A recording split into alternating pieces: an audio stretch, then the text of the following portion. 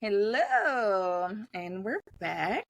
Today on Female Voices Life and Loss, we're honored to welcome a powerful voice in the world of mental health, advocacy, and grief support, Derrick Howell. This is his second time blessing us. Welcome back. We're agreeing to do this. So, today we are talking about how to support fathers on Bereaved Fathers Day. And so I have a list of questions. But before I go with my list of questions, Derrick, you want to tell us a little bit about you, a little bit about your background, a little bit about your journey? Absolutely. So, Derrick Howell, I'm a licensed clinical social worker. I'm a father, I'm a husband, athlete. I currently work with athletes. I have been able to and been blessed to not only study social work in undergrad, but also grad school. So really passionate about this, but also in recent years been learning a little bit more about like the business side of things. So also hold an MBA and really just want to continue to like merge the gap of resources and the individuals who need them, and also just changing how we have conversations as a whole in this society. So yeah. Well, before we get into this episode, because we thought about it in the other episode, you say you're an athlete. Like, bear with me. All sports, certain one. Tell me, what kind of an athlete are you? Most of us, when we say athlete, like we can do a little bit of everything. But yeah. I played football growing up from like elementary school through college.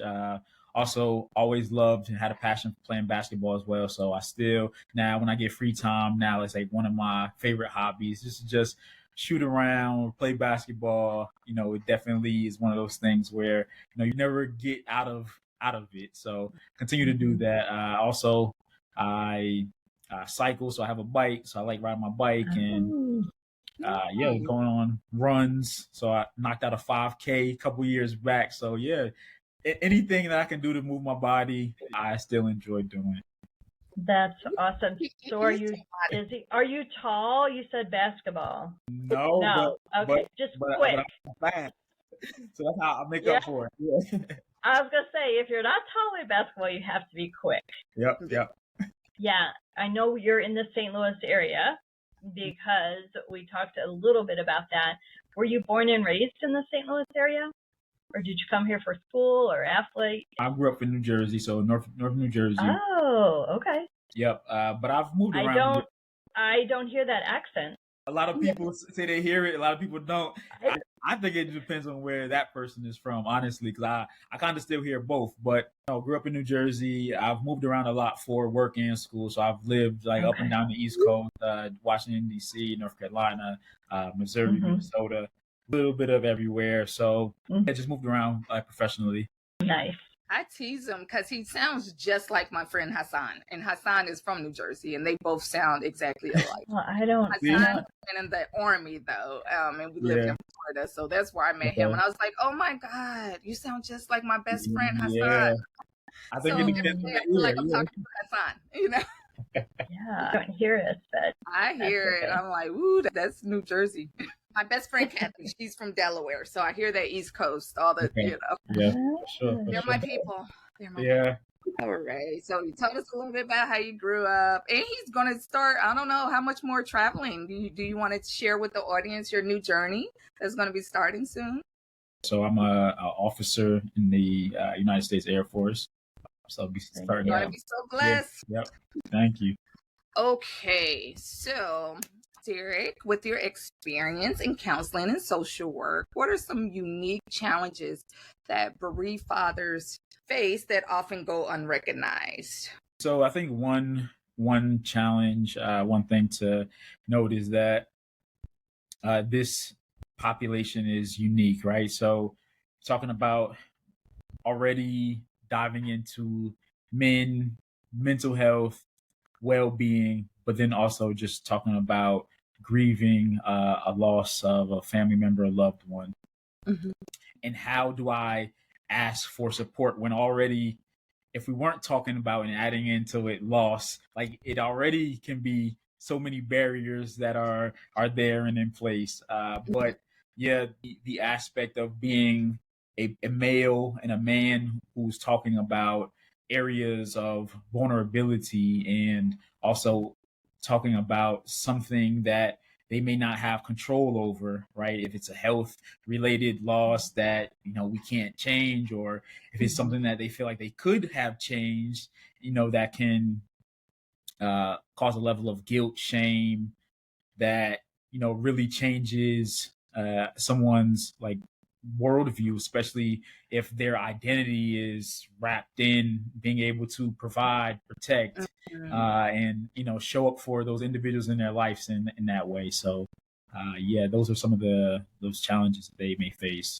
Yeah, you definitely spoke to I know some that my husband I'm sure has faced, because and I don't share this with a lot of people. My husband, he was actually negligent. So when our son passed, so that was just a huge area, grief, sadness, like you just said, I'm supposed to be the protector. I'm supposed to, show up. And so it often feels, probably, I'm sure for a lot of men, that their grief is seen as kind of invisible, right? Because when you think about babies or you think about littles, you think about mom's going to be so impacted. Mom, she's the primary caregiver, so I'm sure that men a lot of times feel kind of overlooked, or their grief is kind of minimized. Because I think people, especially when it's a child, it's always, people will ask, how's, with men, they'll ask, how's their wife doing? Yeah. And many times I've heard men say, well, I lost a child also. But we as a society have a tendency to think of the woman because of probably what you just said, Louina. They're many times the main caregiver, so that attention goes there. And men are supposed to be strong. They're not supposed to have all those feelings and all of that stuff. So we have, as a society, have a tendency to go there. And many times I think we just forget, and we're not aware that man is really struggling. Maybe we just don't address it so that those emotions don't come up and they feel embarrassed or whatever. I don't know. What do you think, Derrick? You're the expert here. You're the male, the three of us. What do you think? Oh, listen, I'm taking in what y'all saying. I think y'all are making some valid points and some additions as well. My mind kind of just went to the point, Teresa, when you made that statement. It's like the two words were care and like credibility, right? Like we oftentimes, like you said, as a larger society, we think to care for the woman, especially when we're talking about like a loss and grieving. And then it's like credibility is for the man. It's like, what are you doing? What have you done? How you show up? And I think that being kind of like that separating into like the response being, okay, like, when are you going back to work? Is life kind of going to look the same for you, right? Because I think oftentimes like that is how men can get over like the initial shock of, I just lost something. It's like, I get back to do what I'm doing, right? So that's where that credibility comes in. But then like the care is like, what do you need? What do you need now? And that's the question and the response that is oftentimes verbalized and asked to the woman. Is like, hey, what do you need? How can I show up for you in this way? I don't think that oftentimes the men get that same care as well of like, hey, how do you feel about this right now? Because I know that you're having to be going through some emotional battles right now as well. So yeah, no, I think just wanted to add that too. Yeah, those society expectations definitely could lead them to kind of suppress their grief, feeling ashamed for expressing emotions, sadness, things like that, being vulnerable. So that was a lot of conversations around that in my house because, I'm the one who's upset. I'm the one who's crying. I'm the one who's sad. And then he's kind of stoic. And so I was like, hey, you got to show our kids that it's okay to grieve, because, if they see you not showing any emotions and I'm all over the place or whatever, they're going to be like, what's wrong with me if I want to, be sad or show emotion and things like that. Those have been a lot of a lot of conversations that we have had. I'm aware that those things, probably have happened, in my own house. But my husband has some friends at work who's lost their child too.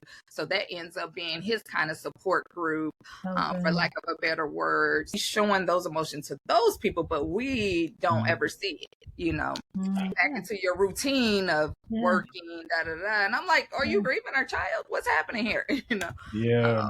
But Derrick, is that the best for men? Because we're talking about really how do we support those bereaved fathers? Mm-hmm. How can we change that as a society? Or is that the best for the man to just get right back into work? Is there something that we can do? Can you speak to that? How should we do that different? Or is that the best way for them? I mean, is that the best way? No, right? But is it...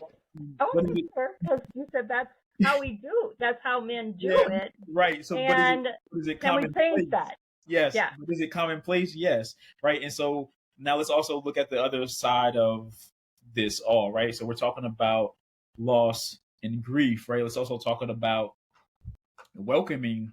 We'll use the same example of a child, right? It's the same thing of mom gets maternity leave, dad goes back to work after 2 weeks, 3 weeks, right? And so I think it's just commonplace for it to be a different processing in what a father needs to create and have a bond with their child, as opposed to a mom and a woman having that same bond, right? It's equal. We know that it's important for both parents to have that same bond in birth. So why would we assume that it would be any different, in the mourning process? I think that, rushing back to work isn't the answer. But I mean, I think, Luana, you brought up the example, like the personal example is that it just may feel easy to go back out, right? Like, hey, now I'm not in the home. I'm not in the place that a lot of this grief is real and it's fresh, right? It's heavy, exactly. But I can go out. I can maybe find lighter things to address, and also I can maybe find some wins here too. Like maybe they know how to do their job well, and so that way it gives them a sense of like that purpose and fulfillment. Not to say that they don't want to talk and share these feelings, but it just might be an easier way to begin that process. I don't know. I think maybe that's one of the things. Like, what can we do to change it? Maybe it's increasing the time that we have on both ends from a bereavement standpoint. Like, most employers don't generally give that much time, right? Or so you have to make the decision: do I go back to work? Do I take off? And in some families, I'm not going to generalize and say most or all, but in some families, there is someone who stays home with maybe having a caregiver primary role and someone who goes to work. So depending on how that looks, that person may say, after these 2 days off, I have to go back to work, right? For the livelihood of my family or my household.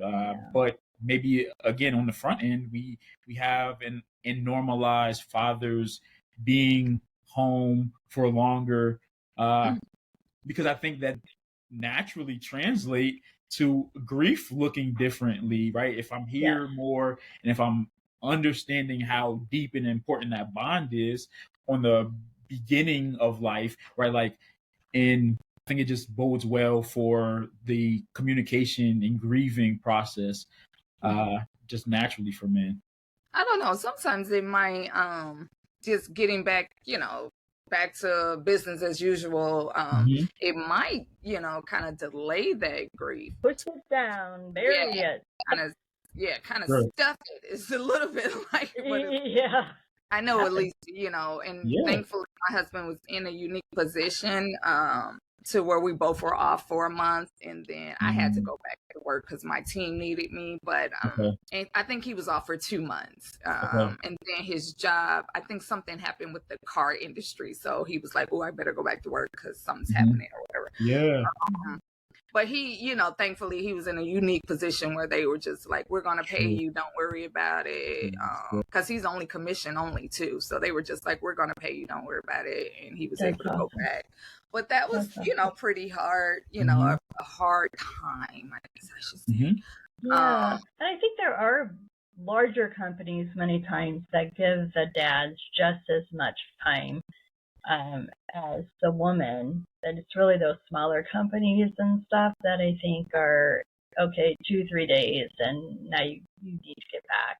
And I would love to see that change so that we can really be aware of the grief and the mental health and everything that's tied together with that to better care for the men that have experienced significant loss. I think as a whole, our society would be in a much better place if we allowed men the space to grieve, I'll say, in a healthy and more productive way instead of stuffing it, pushing it down, all those words that we just said. Society as a whole would be much, much better off. So hopefully those little companies are listening. Afford it. It'd be great, but we can afford it. I get them. No. Yeah, worked into the benefit plan. Yeah, and the benefits suck a little bit too, and I think me and Derrick attest to some of that.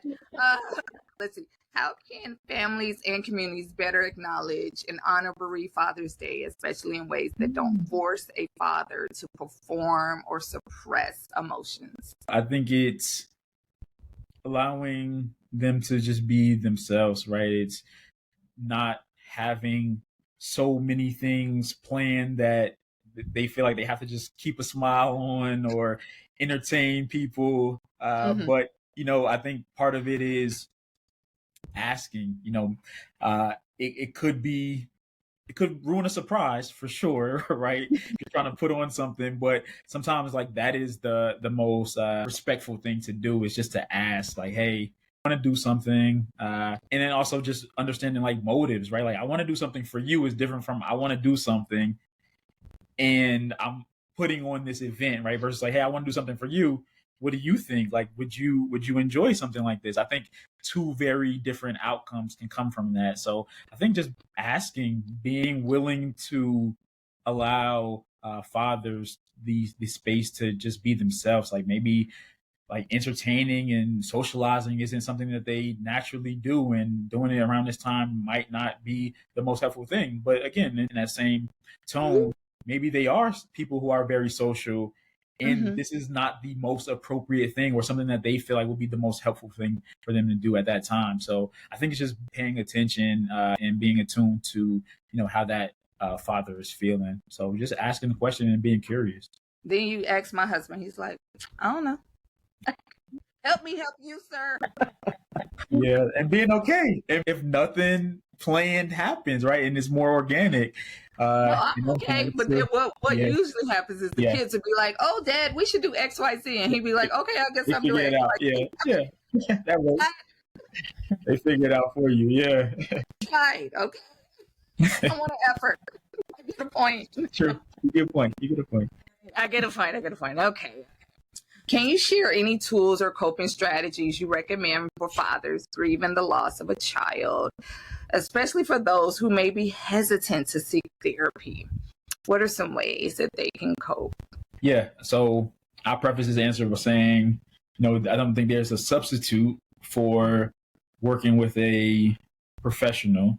I think there are things that you can do that can be helpful on either side, whether you don't feel like you're ready or are unwilling to seek out that, additional support from a professional. So a few things that I would say could be helpful would be journaling. I always tell men, especially, like, you don't have to think of it as like a diary or you're writing like love letters to someone in it. It's like you just write in a notebook. Like, you can just call it that if you need to and want to. If it makes you feel better about yourself, let's do that.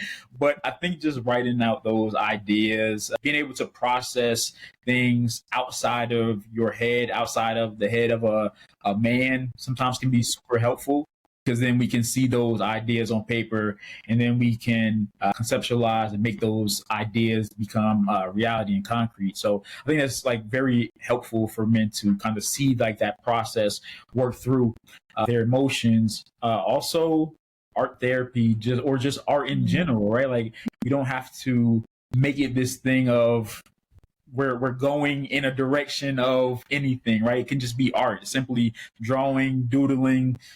I think that might be something that is helpful because it's free. It allows you to not have a particular goal in mind.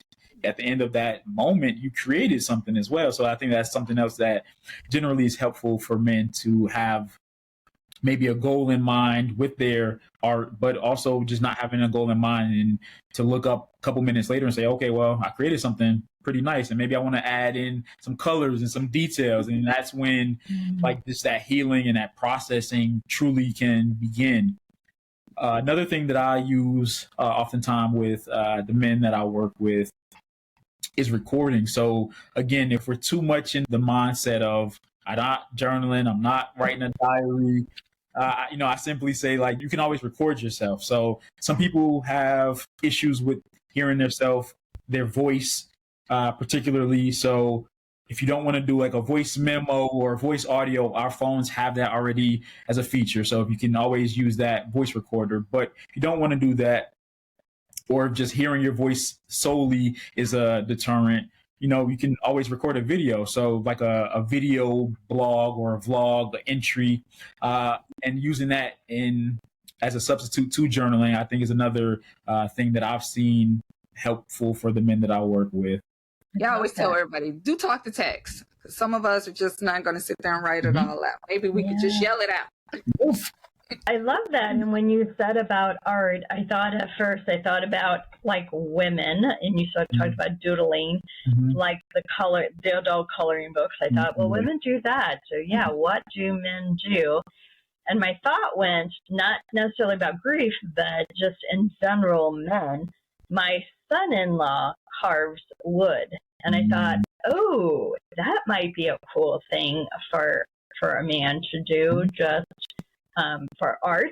But yeah, women do a lot of things, but I just tell people, like, journaling doesn't have to be what we classify journaling is. Sometimes it's just writing some words down, no sentence, just words. And a lot of times the voice recording is beneficial for sure if they're not. I'm not a journaler, like write, but I know how beneficial it is. So I'll write sentences, but not paragraphs. This is probably different. Like I have a journal for my baby, and I do kind of like, I just put memes on there. So I go down Facebook and all the ones that I lost my son and I'm so sad and I'm looking up at heaven, I just copy it when I'm thinking about him. So then I'm like, okay, next year when this day rolls around, I'll have something to look at, Nice. So just things that I find online, I save it to him. Because if I talk to him too much, then I'll be, you're just going cry. And I'm like, no, I can't do that all day. So I love that, Dave, that a lot of the things that you said are very similar or the same as what I recommend for women, to do the same. So that was a huge eye-opener to me, that it's really, those coping kind of things are the same. So good for me to know. This is maybe not in our wheelhouse, but I'll throw it out there anyway. How might a peer support group or community groups impact grieving dads differently than individual therapy? Are there any models you've seen work particularly well? So this may be like left way out there, but if you have any ideas.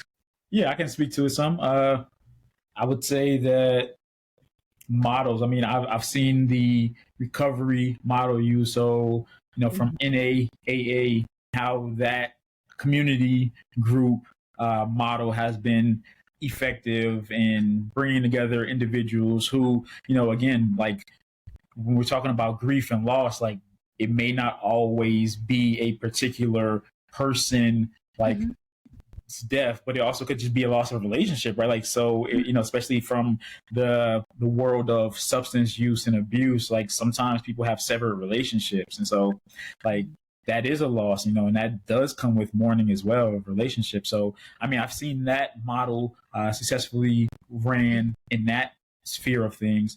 But I think that some of the differences in the changes for men dealing with grief and who are grieving from an individual and group setting, I think one just allows you that space and time to just like maybe dump whatever it is that you have on your heart, your chest, your mind in a very different way initially too, because I think that oftentimes that just allowing everything to pour out forms and happens later on in a group setting because we have to get more familiar with everyone, or if the group is an open or closed group, like some of those things really do matter.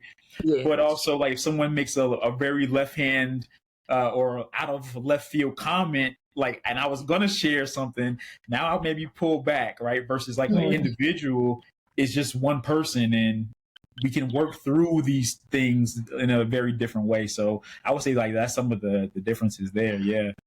I really appreciate you speaking to the differences in both, because my husband is an AA, been doing it for 11 years. And so he has a very different idea about what therapy looks like, because he's like, I have my AA group, they're my support people, they're my people, and trying to explain to him what the difference looks like in being in a mental health office and the way we would support them differently. And we would probably come to, like you said, more conclusions quicker in that one-on-one setting versus the group, because like you said, it may take a minute for them to want to share or be that to that level of vulnerability. And a therapist can pull out some of that and be like, this and this matters, and this is kind of the pattern that I'm seeing, that has happened in your life up until this point. So I think it's very powerful. Both can be very powerful and work to me hand in hand, is where I would like my husband to be. But of course, I got to meet him where he is. Darn it. So, come on. There you go. Got to wait on him to get to that realization. And it's kind of hard. It comes with its own unique challenges, right? But I think that being the beautiful thing that everyone has capacity to change, right? Like everyone. So I think that's the beauty in that. That would be like a great place to stop. Teresa, do you have anything you want to share? I was just going to say, I think they do, just like you said, they go hand in hand. There's many times that I work with someone individually, and I will encourage them to also find a group, because there's just a lot of benefit with finding those other people that can better understand and they can hear from them so they don't feel so alone in experiencing their loss. And vice versa, if there are people that I come across that are in a group, that it moves just quicker, I'll say. You can move through and get to the root of some of those things when it's one-on-one. Just is a faster process in getting to the root of some of those things. So I think they do definitely go hand in hand. So yeah, I would just reiterate that. One is not better maybe than the other, but it's important to do both, I think. Yeah, definitely. Yeah. As a final question, what are some do's and don'ts when it comes to supporting our partner, our loved one who is a bereaved father? So what are some do's and don'ts that we can keep in mind when supporting? I would say a do would definitely be active listening, listening to hear and understand, and not to respond or to coerce or to sway a conversation in a certain way. I saw a little reaction there. That hit somebody here. Yes. Good advice. So I would say that's one do and don't, right? So kind of like we were speaking on earlier, like meeting that father where they're at, asking the questions and being okay with the response. So like whether that's 2 words, a head nod, again, with time and progression, right? Because again, we don't want to stay there, but it may be where they're at in the moment. And so if we can accept that, then that can definitely help with communication down the road. And then I would say another do would be to stay curious and to figure out like not only what's changing in their behaviors, but like also what are some of the things that they may have enjoyed doing that you could support or encourage them to do again. So, we go back to thinking about those hobbies and different things, like whether that be writing, whether that be playing an instrument, maybe encouraging some of those hobbies to happen. And if, possible, maybe even engaging in those hobbies with them, right? It kind of speaks to the level of support of like, hey, I may not enjoy doing this, but I'm in it with you, right? Like literally in this activity, but like also in it, meaning I'm in the work that has to be done. Like it's an individual work, but I'm here to support you in whatever it is that you may need along the way. So yeah, I think those kind of like hit home for me, like those few things. What about do not?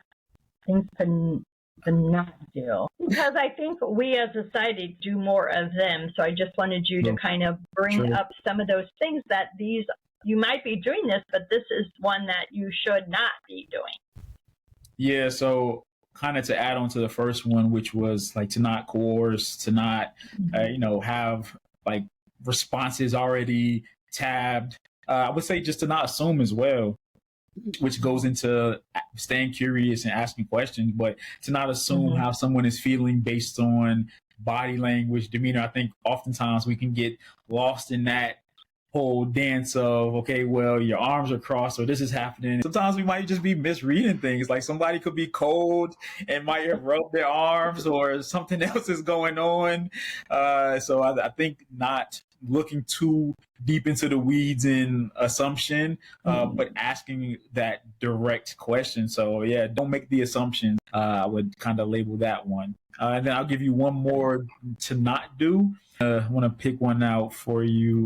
I would say another not would be to, I guess I would say minimize. Yeah, that would be the last one I would say. Is to minimize feelings or to just not take what is being said at face value, or kind of like opening a conversation up and then it's like, all right, well, I'm checked out, on to the next thing already. So kind of like minimizing what is being said or what is not being said. I think that could really change, communication and just like how that father is feeling about talking in the future. Awesome. Thank you.